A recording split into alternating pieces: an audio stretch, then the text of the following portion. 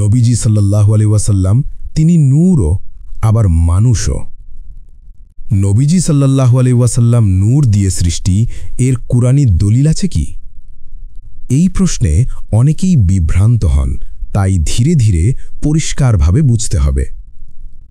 কুরআনে সরাসরি কোথাও বলা হয়নি নবী মুহাম্মদ সাল্লাল্লাহু আলাইহি ওয়াসাল্লাম নূর দিয়ে সৃষ্টি হয়েছেন। অর্থাৎ কুরআনে সরাসরি নবীজির নূর দিয়ে সৃষ্টি হবার কথা লিখিতভাবে নেই। তবে কিছু আয়াতে এমন ইঙ্গিতপূর্ণ শব্দ আছে যেগুলো অনেক আলেম নূর অর্থে রুহানি ব্যাখ্যা করেছেন।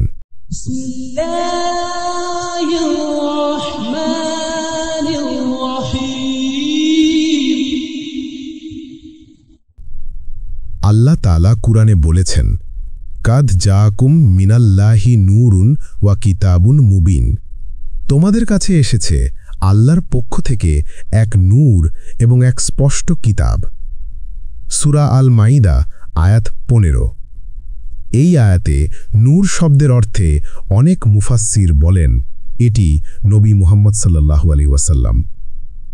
ইমাম ফখরুদ্দিন রাজি, ইমাম কুরতুবী, ইমাম আলুসি প্রমুখ বলেন এখানে নূর মানে নবী সাল্লাল্লাহু আলাইহি ওয়াসাল্লাম এবং কিতাব মানে কুরআন। অর্থাৎ নবীজি নিজেই আলোর প্রতীক, যিনি মানুষকে অন্ধকার, কুফর ও জাহলত থেকে হিদায়াতের আলোর দিকে আনেন।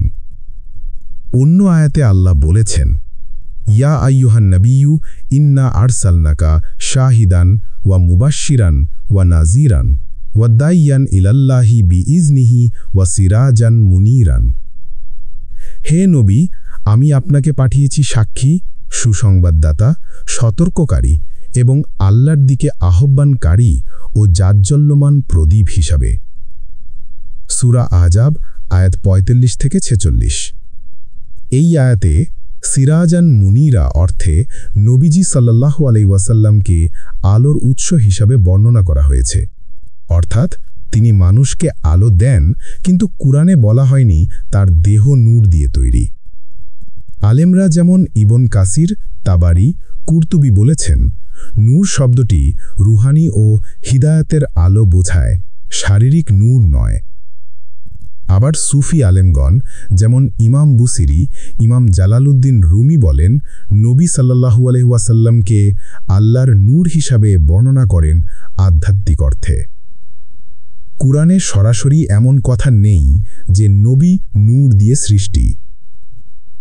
আবার কুরআনে ইঙ্গিত আছে যে নবীজিকে নূর আবার সিরাজান মুনীরা বলা হয়েছে। নবী মুহাম্মদ সাল্লাল্লাহু আলাইহি ওয়াসাল্লাম আল্লাহর নূর অর্থে হিদায়াতের আলো, রহমতের উৎস বোঝানো হয়েছে, কিন্তু তিনি মানুষও, আদম আলাইহিস সালামের বংশধর। ফলো, লাইক, কমেন্ট করুন যেন এমন আরও কন্টেন্ট আপনার কাছে পৌঁছে যায়। ইসলাম প্রচারে আপনার একটি শেয়ারই হতে পারে কারো হেদায়েতের দরজা।